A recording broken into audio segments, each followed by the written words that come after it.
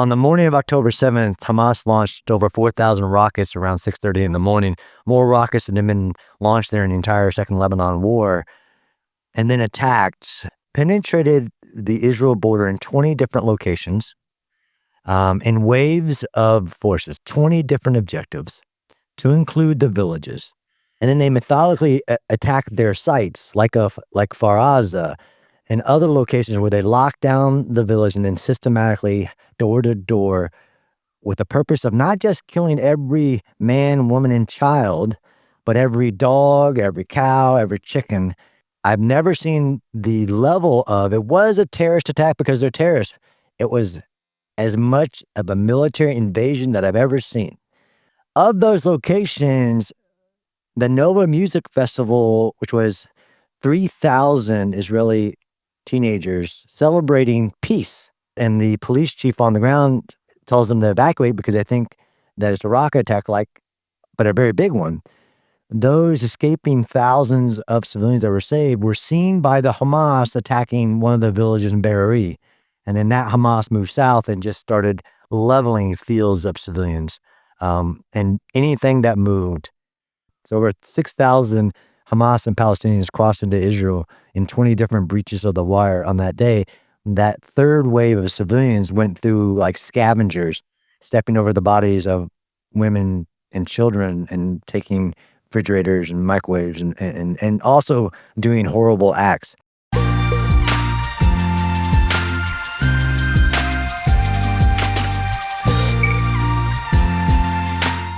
Well, good evening and welcome. My name is Tom Switzer. I'm the Executive Director here at the Center for Independent Studies.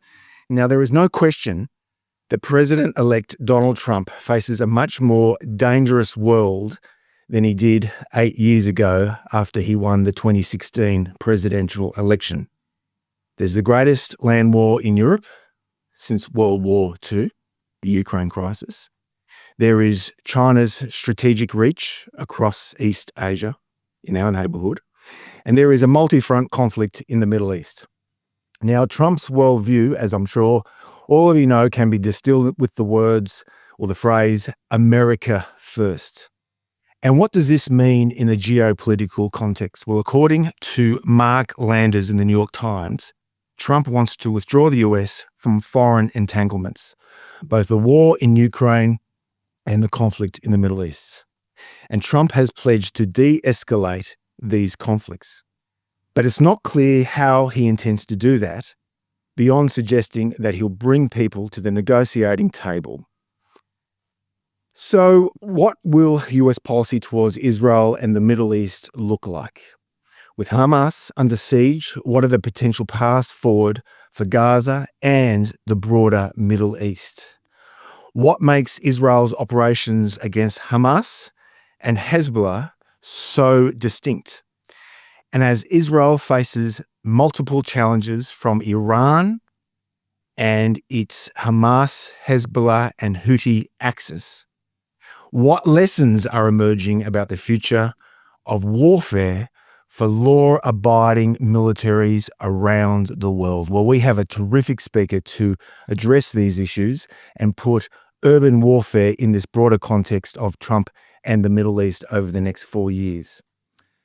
John Spencer serves as Chair of Urban Warfare Studies at the Modern War Institute at West Point. He's also Chair of Urban Warfare Studies with the Madison Policy Forum. That's a New York-based foreign policy think tank. And John is author of, among other books, many books, but this is one of the most prominent, Connected Soldiers, Life, Leadership, and Social Connections in Modern War. And John is in Australia this week, thanks to our friends at the Zionist Federation of Australia. Please welcome John Spencer. Well, thank you, and thanks for the welcome, and thanks for everybody for coming. Hopefully I get to share some of my research with you. I love the title. At heart, I'm a research professor. I am the director of the Urban Warfare Studies program at West Point. So my job is to go out into war zones and expand the body of knowledge on urban warfare, past, present, and future.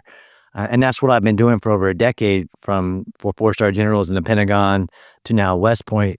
and have found myself in some very unique places in the last 3 or 4 years, because I consider myself, and people call me, the world's leading expert in urban warfare. That's because there's nobody else.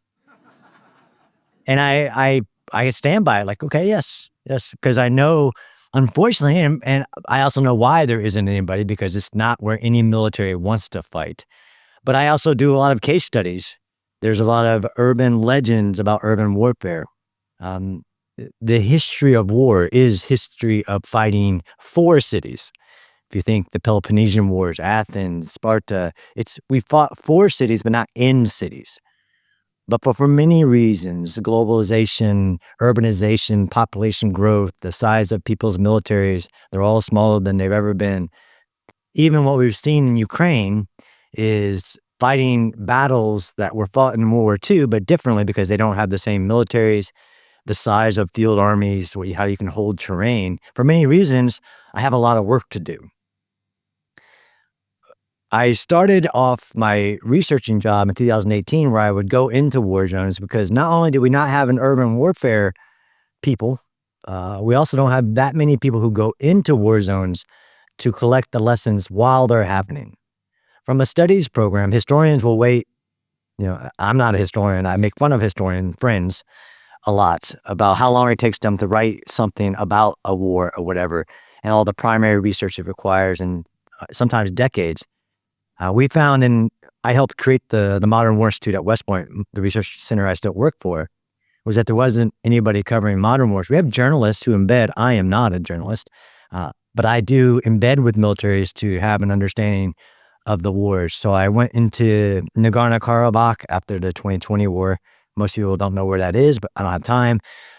I went into Ukraine 4 times, because the decisive battles are the urban battles.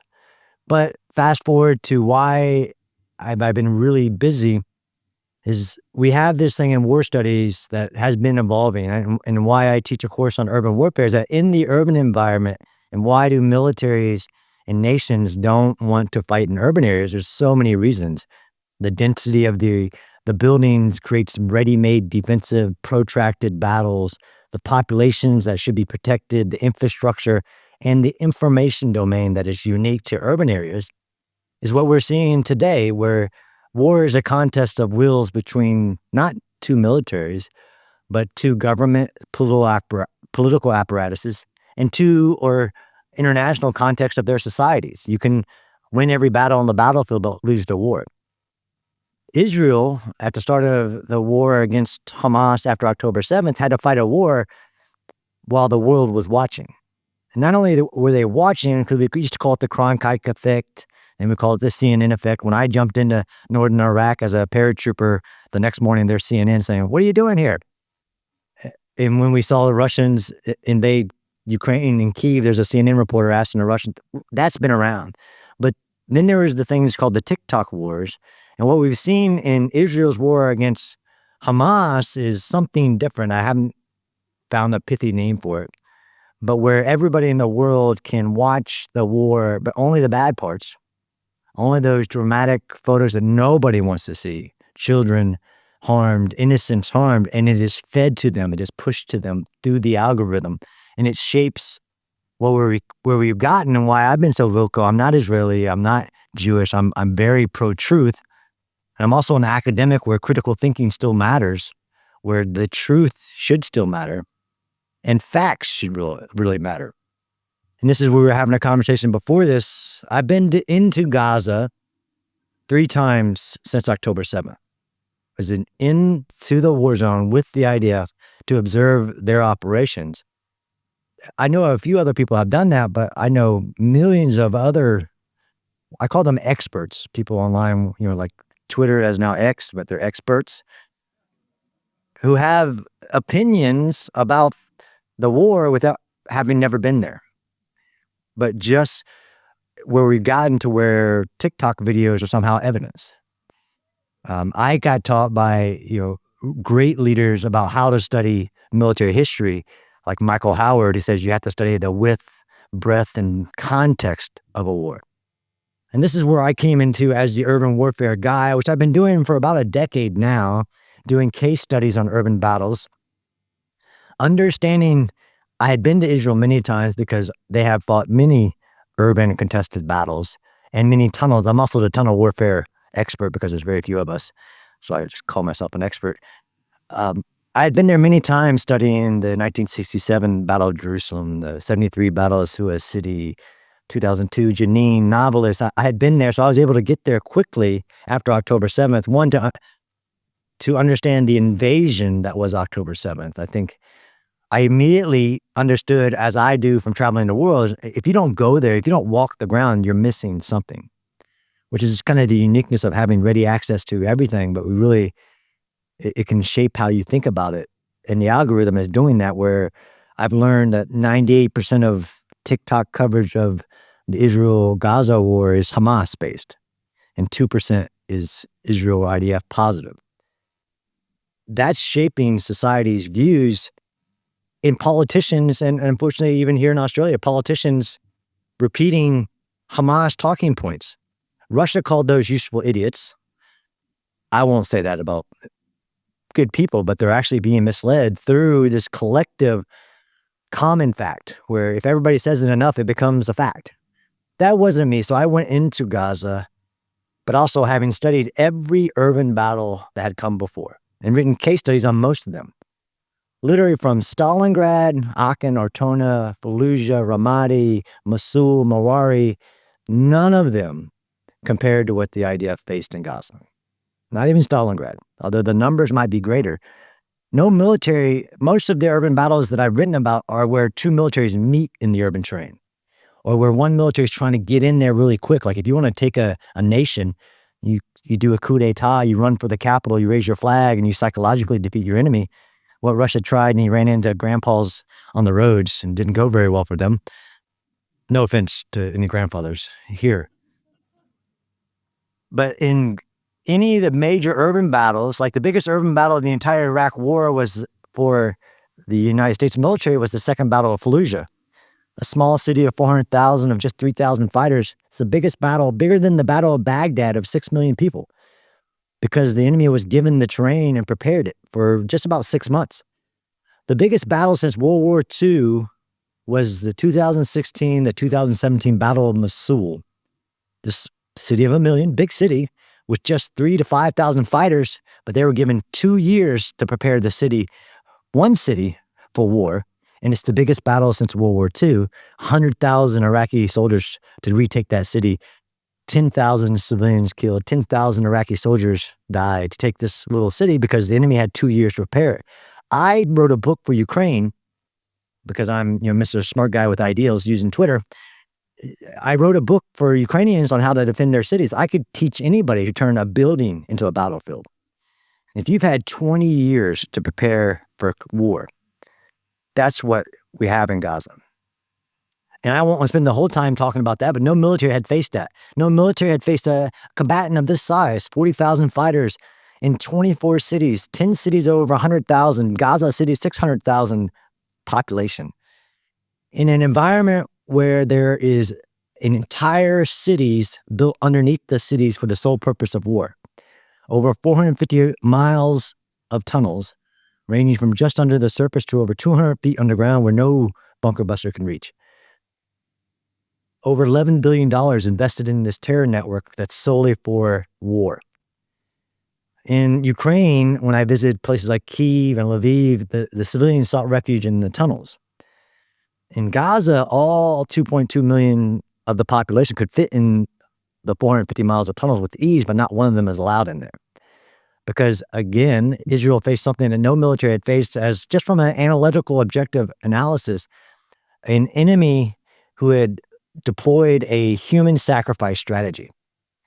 The Nazis, the Japanese, ISIS, they all used human shields, but none of them used human sacrifice, where their objective is to get all of their civilians killed to achieve their political goal in the afterlife.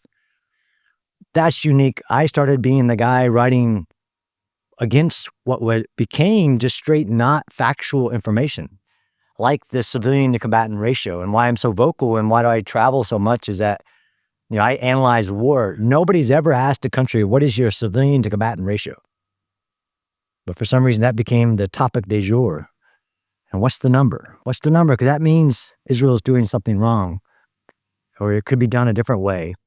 I don't want that, and that's not the way the law of war works. And I argue, actually, you'll find that a lot of people who say they're law of war experts are actually human rights law experts. They're not necessarily law of armed conflict experts. So I get myself in a lot of arguments. But there's this other element of war is politics, war is a contest of will. And I think we'll talk in question and answer how the IDF, what I believe, based on having studied everything that's come before, have done more to protect civilians in Gaza than any military in the history of war. And people think that's pretty radical. How could I say that with the numbers? Well, I can say that because I've studied every battle that's come before.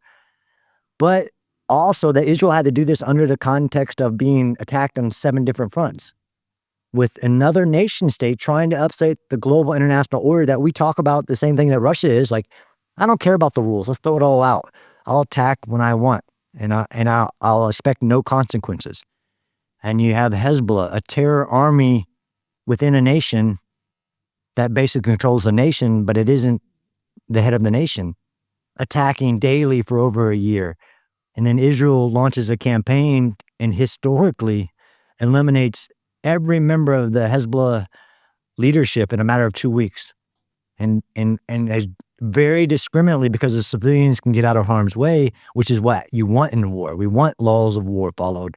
We want civilians to get out of harm's way, which in Gaza, we might want to look at Egypt and Egypt's refusal to even follow the African Union pact that it signed on refugees, not letting a single Palestinian out of Gaza, which it could have easily created a displaced person camp in. But what's the future with President Trump, or President-elect Trump? And what is being said is that we're already seeing the Middle East respond. We're already seeing Hezbollah saying, I'm ready to sign a ceasefire and back up beyond the Litani River and to create the buffer that allows Israel to repopulate northern Israel. We see supposedly Qatar saying, well, we no longer support Qatar or Hamas living here. We're not sure on that. We see everyone, the Houthis, saying, we're ready for a ceasefire. Because there is leadership, to include in Western countries. When Western countries come together as a force for good, I don't like the word escalation, personally, as a war analyst. Like, what is that? You have deterrence and you have international order. And you have people that are testing it and upsetting it with this new concern. Well, nobody wants escalation. Yeah, but you have peace through strength. If you have a red line that's not a red line, then enemies who don't want to follow the rules will continue to test that. As we see, even the Islamic regime in Iran is concerned that the Trump administration will come in and reimpose the sanctions, which is the tentacles to all this. And everybody in the Middle East knows that the billions of dollars, how much barrels of oil it was exporting during the Trump administration to a new the Biden administration, those aren't, I'm not a apolitical kind of guy, but those are facts. That billions of dollars was flowing into Iran, which was flowing into Hezbollah, which allows it to control Lebanon, which was flowing into Hamas, the Houthis, the Shia-backed militia groups. There's about to be a very big change in the Middle East, and I do believe the Trump administration that there will be a new type of peace, but not through risk aversion, not through concern about escalation, but peace through strength. And a lot of good things will come from that. I'll just get the ball rolling by just asking a question about the presidential election. You know, the world media loves asking these questions to countries around the world in the lead up to elections. Whom would you support, the Democrat candidate or the Republican candidate? And in Australia, I think the overwhelming majority of Australians supported Kamala Harris. Israelis, by a huge majority, supported Donald Trump. Why? Because during the Trump administration, again, I try to say apolitical, but facts are facts. During the President Trump administration, historic common sense decisions were made for the Israeli people. Moving the capital of Jerusalem, sovereignty over the Golan Heights, the maximum sanction campaign against Iran that actually worked and brought Iran to its knees, and what its activities were totally different when it was. I think Israelis make a common sense thing that what Trump says he does, the foreign policy campaign that he says is realist, it is straightforward, and They sanctioned the ICC during the Trump administration. And if you look at the Trump foreign policy team, the leading members, so the Secretary of State, Marco Rubio, the incoming U.S. ambassador to Israel, Mike Huckabee. This is, of course, assuming that they'll get confirmed by the Senate, which is probably more than likely. The ambassador to the UN, Elise Stefanik, a congresswoman from New York, and also Stephen Witkoff, a real estate magnate, a campaign donor. He'll be the special envoy to the Middle East. They're very strong supporters of Israel. But given Trump's frequent criticisms of the US foreign policy establishment, particularly getting America bogged down in forever wars, given his criticisms of the so-called blob, how do you think a Trump administration would distinguish itself from previous Republican and Democratic administrations when it comes to the Middle East? So again, personal opinions with no affiliation. It's like in my opinion, caveat. Based on all those people that you mentioned, Huckabee, Stefanik, Rubio, Stedward, not trying to find a middle road of forcing what on the Middle East, even the Middle East has never asked for. This is the ideal of the two-state solution that the Palestinian representatives have never wanted, and Hamas has never asked for. All those people you talked about have been staunch supporters of Israel because it is America's greatest ally in the Middle East. And supporting them does pursue American interests. So yes, there's a America First policy, get out of the forever wars. That is opposite to fully supporting, not unconditionally. I mean, friends have disagreements. Fully supporting our ally in the Middle East and making common sense and preventing the cycle of violence.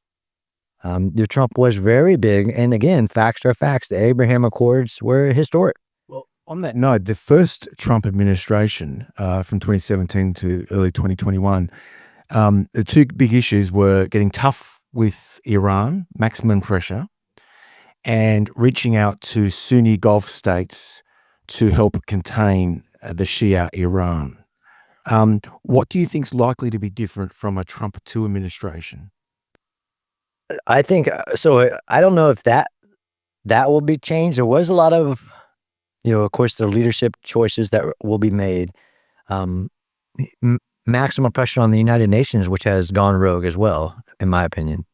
I think that will continue, but it's not the same challenge. Iran today isn't the Iran that the incoming Trump administration faced. Its relationship with Russia, it's overting its nuclear program. There are some decisions here that have to be made, and rolling back Iran's nuclear program, which is a threat to the world, that I think will be high priority on the administrations. They've already said a high part of the administration's primary task.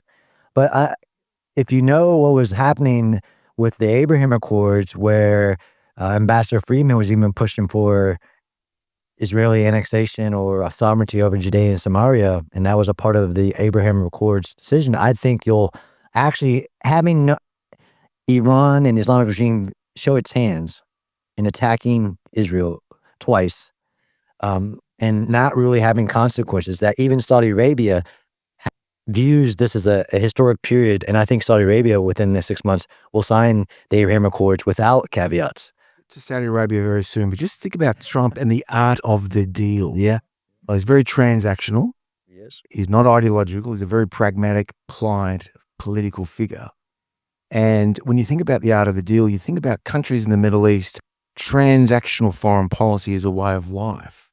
So last week, Elon Musk, who's now a Trump advisor, Head of the Department of Government Efficiency. That's right. DOGE. But I only learned this just in the course of researching for this interview, that he met privately with Iran's ambassador to the United Nations just in the last week.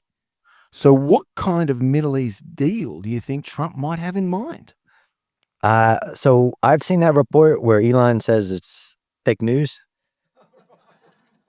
So, but Elon had, I'm getting this from the New York Times. So and I think Elon would question the source of that.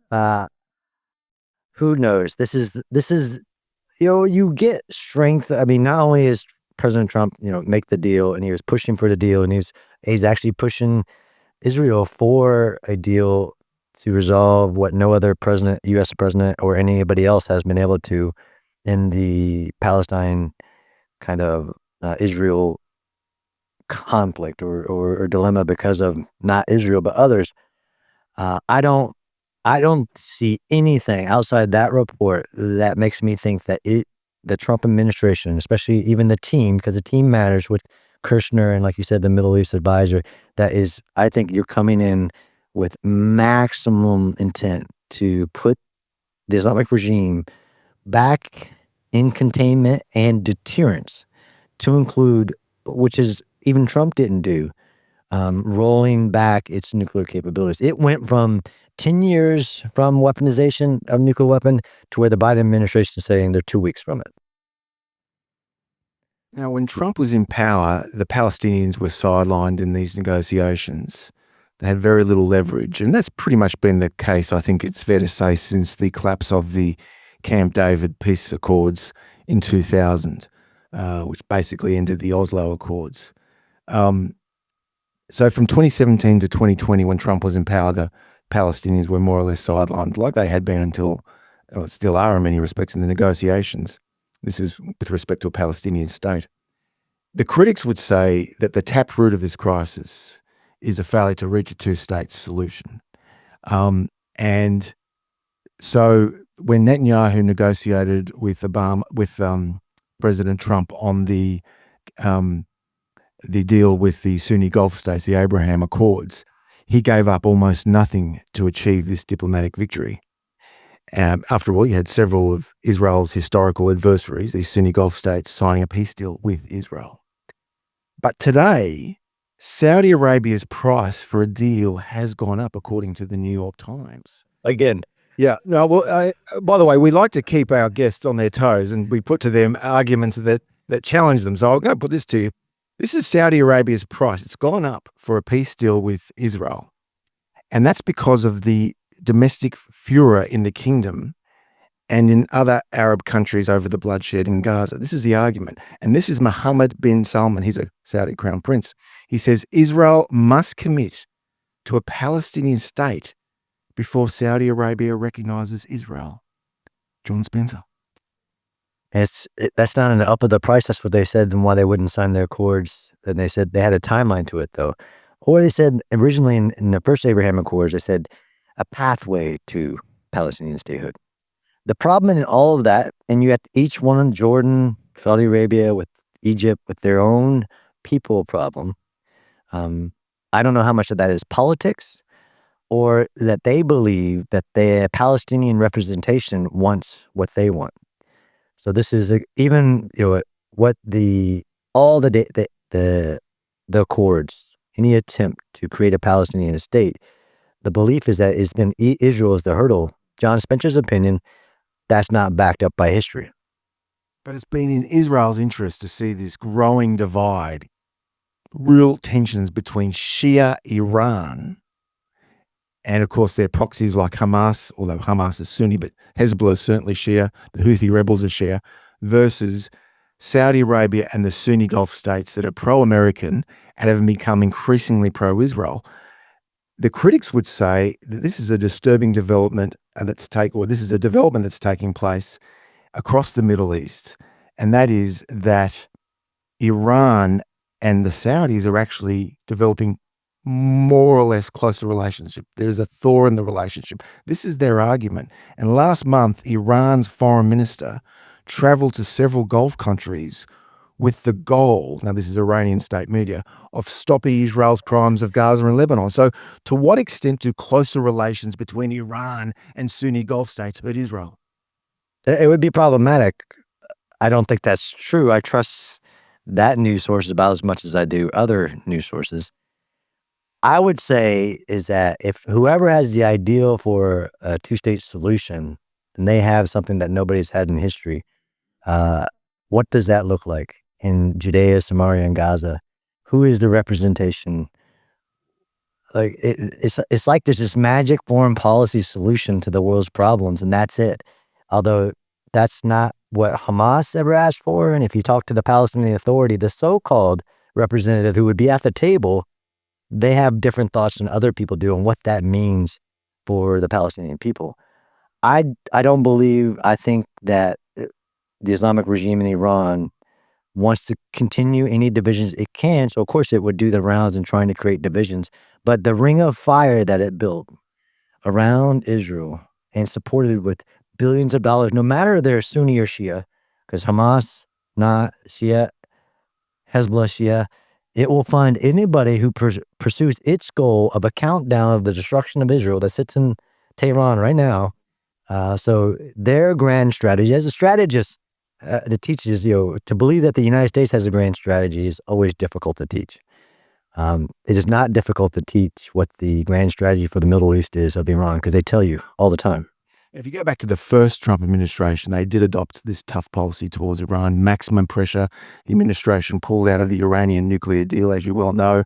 And of course, Trump ordered the strike that killed the prominent Iranian general in Iraq in early 2020, General Soleimani. Yeah, who I lost soldiers to in Iraq.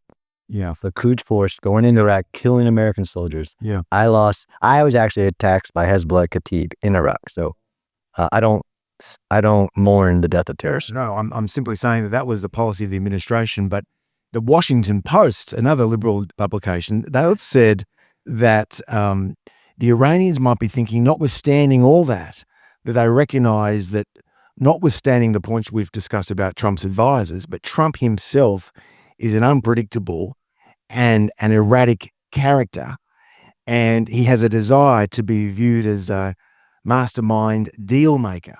So are there indications that Trump might do a détente with Tehran in light of all of what we've been discussing? No way. Personal opinion, no way. The Trump of this administration isn't the Trump of last administration. His team is completely different. The lessons he learned from one administration, I think that's the Washington Post and others really reaching for the uncertainty that they all have when the Trump administration is surrounding itself with a policy that is not hard to read, because all of those advisors or cabinet members, everything, haven't been flip-floppy about their approach to American policy in the Middle East or against China or in Ukraine, Russia. They've been pretty straightforward. The first Trump administration, you had, just by a collection of different representations, you had a more diverse opinion on foreign policy. I don't think you have that now. Now let's take questions. Anything on the Trump foreign policy, but also urban warfare. Given that we are meant to be talking about urban warfare and the global consequences of Trump, if we are speaking about the Middle East, is there not another question to ask? Are we speaking of religious wars in the Middle East, John? That's a good question. I personally, John Spencer's opinion, do not believe the religion of Hamas is Islam. It's a warped sense, or Hezbollah. It's a warped sense of Islamic jihadism, fundamentalism. We all have them. Southern Baptists. We have radicals, but radicals don't have states and armies. This is a war against an ideology led by the Islamic regime in Iran in the pursuit of an Islamic caliphate that I personally, as who I have Muslim friends, do not believe is a war against Islam. It's a war against radical Islamic jihadists. Sarah Palin, someone we don't usually quote about the Middle East, but she was a former Republican presidential candidate. She was asked once about the Sunni Shia divide, the Iran-Saudi divide, and she said, "Let Allah sort it out. We should not get involved." Next question. Look, I really appreciate your saying that you're interested in the facts. So I really need to know, have you been able to apprise our Prime Minister and our Foreign Minister of the facts? So I have an op-ed coming out disagreeing with the facts that the Foreign Minister Penny Wong provided to Fairfax recently. That's about the extent that I'll get political. I did meet with some elected officials in Canberra, and they're very receptive, not combative at all. I actually was looking for a debate over facts. It's hard sometimes because people aren't comfortable with what they know. In my op-ed, said it's very problematic that political leaders in any country would use a terrorist organization's information, or, like I wrote in Foreign Affairs this week, impose their values on a death cult terrorist organization. Hamas has never said they want self-determination. Hamas has never said it wants a two-state solution, human rights, prosperity, equality, none of that. You're imposing your values on that for electoral reasons. And stop using the terrorist numbers. There have not been 42,000 Palestinians killed in Gaza. That list is full of lies. It doesn't distinguish combatant, non-combatant. The age of people gets reduced as the list comes out. Stop using it, please. At least put the caveats. The Hamas Gaza Health Ministry says, and we shouldn't trust them, that this many people have been killed. Yep. First of all, thank you for bearing witness in Israel at the beginning of the war. When the dust settles, or the sand settles, which is probably some years to come, and Israel will be hauled before the ICC and the ICJ and the UN and all their other courts of justice, will you, I know that Douglas and Richard Kent will bear witness, which is very important, will you be there to do that too? Absolutely. And I'm proud that my research has already been submitted to the ICJ in rebuttal to their baseless political charade of a court. But it would be an honor to be an expert witness of fact versus the shams that both the ICJ and the ICC are. And I hope, as an American, that the United States sanctions both those organizations quickly. And the UN as well. End of. Thank you. Thank you. When you're discussing the various vectors of power in the Middle East, you mentioned Iran, the Sunni Gulf states, which obviously Qatar is slightly separate. One country that wasn't mentioned is Turkey. How do you see the US foreign policy towards Turkey being a NATO ally? And from what I understand, the new host of the Hamas leadership. Yeah. Interesting. I still can't confirm whether that's true if Qatar says that they no longer will be the negotiators for the Hamas billionaires, which people need to say, the Hamas billionaires sitting in Qatar who have stolen billions of dollars from their own people that they want to get killed. Turkey is a very complex situation, and where it is in the region, a NATO member, I mean, it has not been recent, but that decision would be problematic. But they are trying to insert themselves as a major player in all of this, even in the Ukraine war with the Straits and the authorization. That's not my area of expertise. I don't see much urban warfare happening there, but absolutely a complex situation that I think people would want to see not confronted. On a radical side, like they shouldn't be in NATO. Like I don't go back in history. Very problematic, but there are 4 forms of national power: diplomatic, information, military, economic, and action should have consequences. And I think the Hamas leaders, the architects of the greatest massacre of the Jewish people since the Holocaust, should not be welcomed by a NATO member. And there should be consequences if that's true. But there's plenty of other issues besides that one that with Turkey that are concerning. Thank you. John Paul Kirby, thank you for your insights into urban warfare. Maybe going slightly off piece with an area that's not subject to current potential war or a nation that's not under immediate threat. Are there any nations that you think currently have thought about the potential for urban warfare, although not under immediate threat, and have done things to prepare for it in terms of their urban infrastructure? Not under immediate threat. So you want me to take Taiwan off that card because they've done a lot of urban warfare thinking.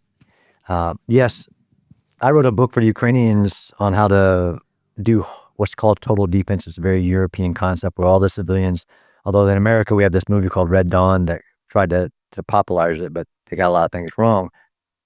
Poland, Finland, Sweden, a lot of those countries have really thought through what total defense for their countries look for, and to include the urban centers that can be defensive. The problem with the Western military, to include the NATO alliance, and I told this to their faces, and they didn't really like it, is that you're a defensive alliance where nobody talks about defending anything. They're always attacking. Like, everybody loves attacking. And they had very little work. Ukraine has woken a lot of places up. Poland's military growing, Estonia, many of those, but especially Poland and Finland and their work to harden their own national defense, including thinking through phased defenses using urban areas, which are very effective for defenses, is a highlight of that. There's a lot more other people that need to do a lot more work, but you didn't ask me that. I think the UN was established right after the Second World War in order to avoid wars and to bring stability. Exactly the same UN that refusing now to cut funds towards UNRWA, even though everybody knows it's not a secret, talking about the truth, about the direct connection between UNRWA and Hamas. Is the UN now today part of the problem or the solution? So I don't know what 100%. Many organizations within the United Nations that have perpetuated a cycle of violence in the Middle East and other areas. It is in some cases where you have Iran being elected the Human Rights Committee chair for social. We have a problem, but we have a problem with UNRWA. Overwhelming evidence. They won't even ask the question. Involved in October 7th, having their Hamas headquarters, they're radicalizers of the population in Gaza. Like, it is, but what the ICJ has done, what the ICC has done, there's a lot of problems in the United Nations. But when you have a sitting member of the UN Security Council throwing out the entire UN Charter, law, war, anything, and invading Ukraine and committing vast amounts of actual war crimes, not TikTok verified war crimes, stealing babies out of Ukraine, targeting civilians, Busha massacre. We have problems in the United Nations, which was always meant, if you know the history from the League of Nations, the United Nations, as a very political, complex organization with the main power in the UN Security Council, but the rest of it is political charades. And if you're Israel, it's really problematic because there's no nation who has faced more General Assembly condemnations than Israel. And again, I say apolitical, but these are just the facts. Even in the last year, but the problem I face in urban warfare, right? That's my lane, where I think the laws of war are very clearly written. I wish nation states would follow them. Then I wish even non-state actors would follow them. But I really wish the United Nations wouldn't help people perpetuate what the law of war doesn't say. On what is a war crime, what is genocide. When the United Nations puts their name on misinformation, it's really problematic. Especially for me, as an objective observer. Yeah, but the UN says this. Like, okay, who? The Office of the High Commission of Human Rights, who said basically every nation that's ever fought a war is committing genocide, to include the U.S. military. There's so many issues, and that's why I'm excited personally. No politics involved. The U.S. ambassador to the United Nations will start cleaning the house, but it can't fix the whole thing. When you have Russia sitting with a vote, taking the Soviet Union's vote, which is controversial, it's going to be really hard. But there can be some transformations happening if the leaderships of the Western world get together to fix some of this political charades, because it has come at a cost to more violence, right? It's meant to prevent war, and this appeasement strategy, which is known before the creation of the United Nations, to increase war. Even my studies as an urban warfare expert, the United Nations and international community have protracted the war in Gaza. They own much of the death in Gaza. That's not how you fight a war. You don't fight a war with the world telling you where you can and can't go, where the enemy should seek sanctuary, says, because the world's going to keep you out of there. You don't fight a war when the United Nations is sending your enemy hope that they'll win. And this is what we have in the United Nations. So there's a lot of work there that needs to be done. On October 7, Israel gets attacked. On October 9, people all around capital cities in the West are marching around in our city calling for death to the Jews, F the Jews, etc., etc. To me, that's a different form of urban warfare that appears to be sowing a huge amount of division amongst Western cities. These marches go on unabated time and time and time again. So my question to you is, who's actually funding this? And do you have, this is in my mind another form of urban warfare that's very destructive. Agree. And I do cover the whole spectrum of urban operations from civil defenses to high intensity combat. Who's funding that? That's simple, but not. Qatar is funding much of it. And this is decades of investments in things like BDS and to our universities, where our greatest institutions are creating the dumbest kids on the planet. When they're protesting for a death cult because they believe they're the oppressed, and it just took a couple TikTok videos to get them there. But it was an investment strategy of Qatar and other actors for a very long time. But this is Russia's dream, China's dream to take our societies down from within. So it just took the fire of anti-Semitism, and because of all of that investment, it lit the fire.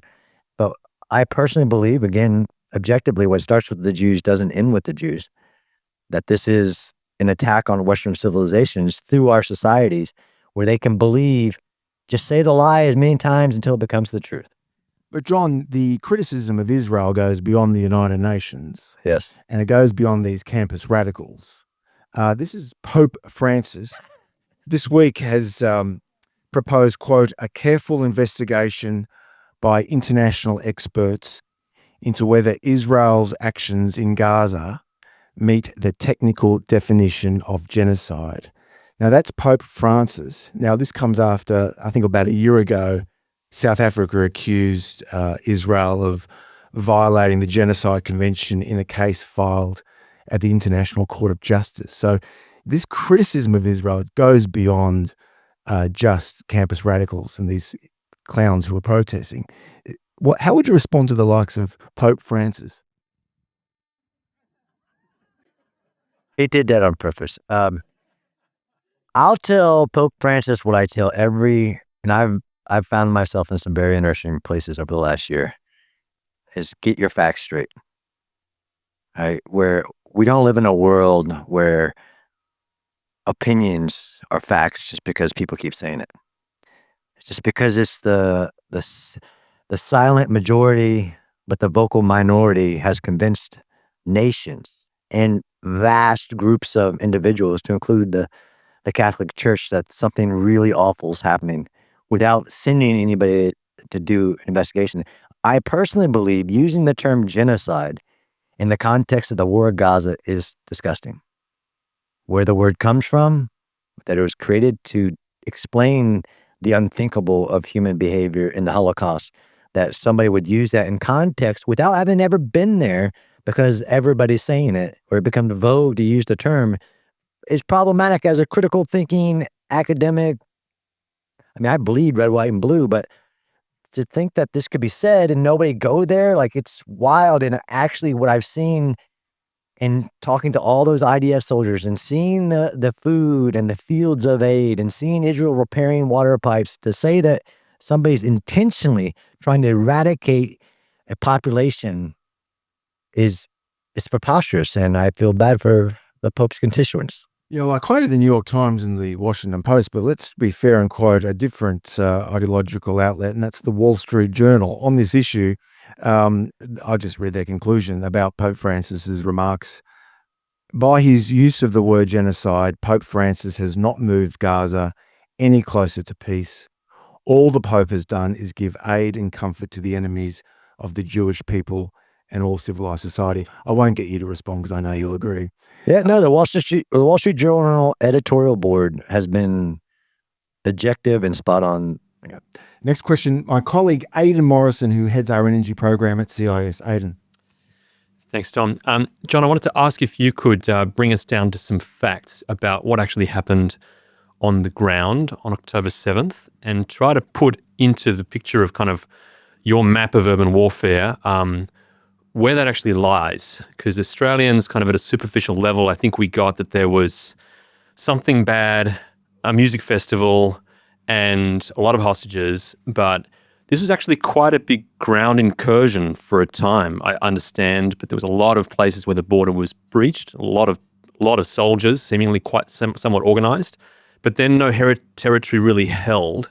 So I'm trying to figure out, can you make it make sense what Hamas particularly was trying to achieve? Absolutely. Where that fits in the landscape? Yeah, absolutely. And I even struggled with this after watching the October 7th video that Israel put together quickly after they did it. I couldn't comprehend the scale of it. I'm a military analyst, so walked the ground of many of the October 7th sites.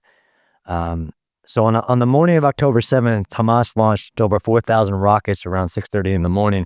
More rockets than had been launched during the entire Second Lebanon War, and then attacked every installation in southern Gaza, every military outpost, every camera, every cell phone tower, and blinded Israel, penetrated the Israel border in 20 different locations in waves of forces. The first wave was the Nukba Special Forces, around 2,000 forces, moving forward with assigned objectives, 20 different objectives, to include the villages, and systematically locked them down. So these first waves also had points to go and lock down southern Israel.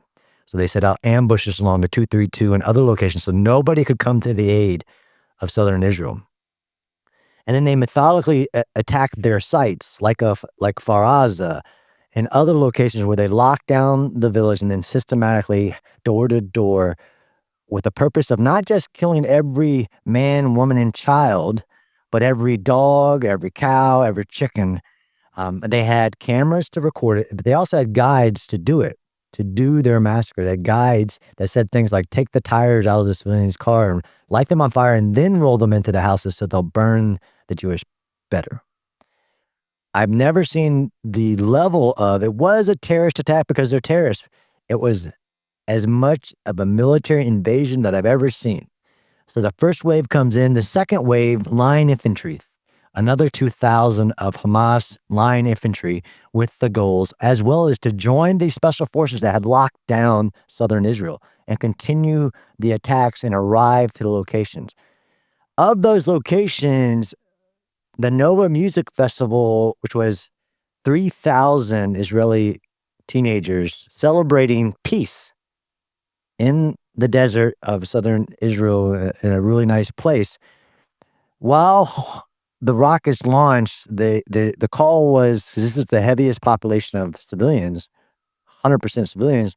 The rockets and the police chief on the ground tells them to evacuate because they think that it's a rocket attack, but a very big one. Those escaping thousands of civilians that were saved were seen by the Hamas attacking one of the villages in Be'eri.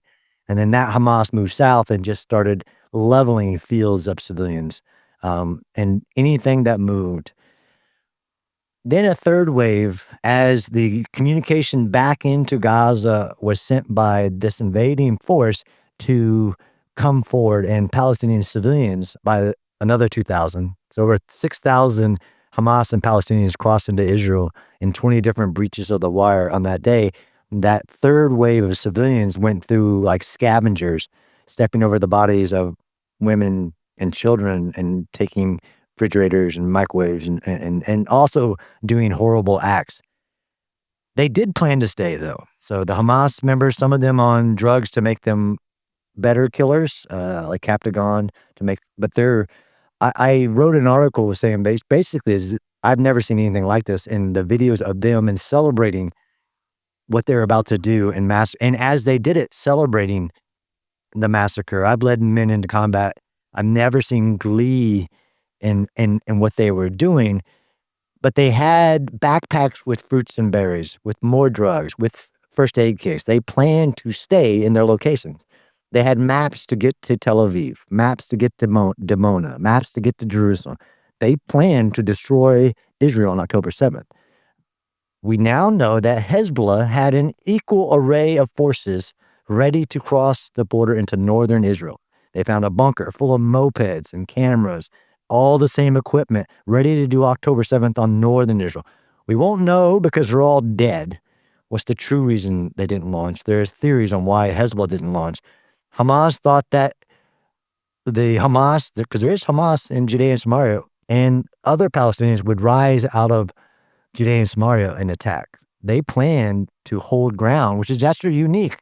But as things went wrong, and there's amazing stories of Israelis standing in a door and stopping giant convoys of Hamas heading north, they didn't get what they wanted. They pulled, which was part of the strategy as well, bring the hostages back into it. But no, they planned to destroy. And what they did was as much of a military planned operation. And that's another lie that was spread, that there's some incidental civilian harm. Like, no, they locked down 20 different civilian sites, ones with zero. And that's the sadness of this, is most of these kibbutzim in southern Israel, if you've been to them, they're the peaceniks. They're the ones who wanted peace with the Gazans. They're the ones who welcomed Gazans. In 2020, Israel started a work program like they have in Judea and Samaria, where 20,000 Gazans were coming into Israel and working in the fields of the kibbutzim, welcomed by the Israelis, and they were collecting intelligence on how to kill that site. Hamas knew exactly every person carrying a weapon, where the weapons were in the kibbutzim, where the police stations were, and they attacked them all methodically on that day. We're going to look back for a question, and then we'll go to Julie. As someone who's listened to your podcast with Sam Harris, I thought it was also amazing, by the way. Thank you. And someone who going to live in Israel for a couple months next year, doing an internship and with family and friends in the IDF. My question is, what's next in the short term and long term for Gaza? And what is the significance with the death of Yahya Sinwar? So Yahya Sinwar was the leader in Gaza of Hamas. So there's a Qatari-based political bureau leadership, and then you have a Gaza-based both political and military leadership. Yahya Sinwar doubled this both, and he was recently killed by the IDF. Actually, some irony on who killed him, basically, and what unit, a training unit, killed him. How he was, the fact that he was, and I was quoted as he had the pocket litter of a bum. He was malnourished, disheveled, by himself. It takes you to the status of Hamas. So Yahya Sinwar has been dead. You would think it would have a greater impact, but by how he was when he was killed, he wasn't commanding anything. And there was a decentralization to Hamas, and if you understand the way that Hamas was arrayed in Gaza with all the brigades and battalions across, what's the short term for Gaza is your question.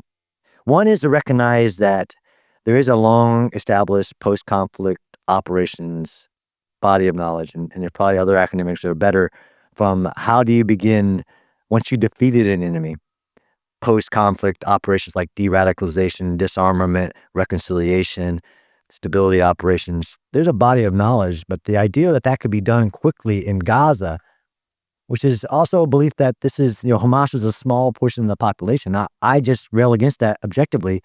This is a radicalized population. I mean, I've seen the Palestinian Sesame Street radicalizing Palestinian children from as soon as they can. I've seen the summer camps of 100,000 Palestinian children in Gaza in the summer learning to become Hamas, to kill Jews. But Israel has been very effective militarily at reducing, despite the constraints of having to keep the population in Gaza because of Egypt, despite the constraints of the international council, at dismantling Hamas's military wing. But there's still tens of thousands of Hamas. They still have coercive power. They are the ones subjugating the Gazan peoples. They are the ones who just attacked all of the convoy of aid 2 days ago. And the UN can't even say their name. They said the gangs attack. Hamas is the power because the IDF is a limited small military. It only has about 10,000 forces in it. If you understand even what we had in post-Iraq to start stability operations under a complete different operation is still hundreds of thousands of forces with contractors and all of this. What is the day after that people get? Like, what's the strategy here? People think I talk tactics. Of the 3 goals, you still have 101 hostages. That fact alone means that the short-term strategy is still focused on returning hostages. And even though there's great areas in Gaza where the IDF have not even been yet. People believe they've cleared everything. Absolutely not. They haven't been to Al-Mawasi humanitarian zone. They haven't been to many areas in central Gaza yet. Israel will continue to reduce Hamas's military capability. The fact that they've sealed the border with Egypt is something that most militaries have never done in a war, never been able to completely cut the enemy off from resupply and basically more men, weapons, and equipment. But the idea that we get used to short wars, that Israel, even if it wasn't fighting a war in the north that's bigger, it has more forces in southern Lebanon right now than it ever did in Gaza. The idea that Israel could win the war against Hamas in Gaza and begin post-conflict operations of establishing a new power, which is the only determination of whether they win, is if Hamas does not rule politically. The idea that that could be done quickly is just a myth. I don't know where it comes from. Have we gotten used to short wars? Eisenhower in 1945 said it would take 50 years to de-radicalize the Nazis. We'll go to Julie in a moment, but you mentioned the Israeli assassination of the Hamas leader and the Hezbollah leader, and it's put Iran on the back foot. But question, is Israel stronger today than it was before October 7? Yeah, I've gotten that before, and I would love to debate somebody. By all positive metrics that I can determine, Israel is much stronger than it was on October 6th. This is, again, the belief that all war is Maoist, population support kind of ideology. Before October 7th, Israel had a ring of fire of terrorist armies around it. Those terrorist armies are broken. The Islamic regime wanted Israel's death. You had Arab nations defending Israel after October 7th when Iran attacked. That's significant. That's showing the strength in Israel and its strategic complexities of where it lives in the Middle East. I believe, personally, John Spencer's opinion, it is much safer. These terrorist armies will never get that chance again, and the Islamic regime in Iran is about to be deterred. Julie, I'm sorry. I just want to follow up with this because it's good, I think, to test each other on this. Thomas Friedman, the distinguished American columnist, disagrees with you. He says Israel's in a world of pain. And I just want to put to you his points that on Gaza, the West Bank, Lebanon, and Iran, Israel has no solutions to these problems. Friedman goes on to say, Israel has a big problem as long as Israel continues to wage war on Gaza, including indiscriminate killing of Palestinian women and children. Hezbollah has said it will continue to fire rockets into northern Israel. Friedman goes on to say Israel has no intention of ending the war in Gaza, so Hezbollah has no intention of ending the firing of rockets into northern Israel. Meanwhile, Israeli society is deeply divided. Again, how would you respond to the likes of Thomas Friedman? I unfortunately find myself in these positions as the urban warfare guy,